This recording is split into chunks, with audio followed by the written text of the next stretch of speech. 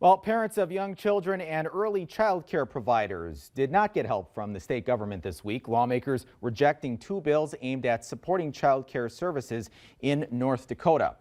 One of which was Senate Bill 2031. Now, that would have established an income tax credit for child care expenses, and the other was Senate Bill 2237. That would have created a child care stabilization program to address child care workforce shortages.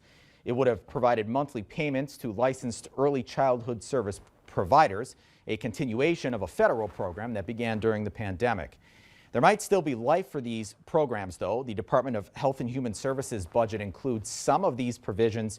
However, that likely wouldn't be decided until later in the session.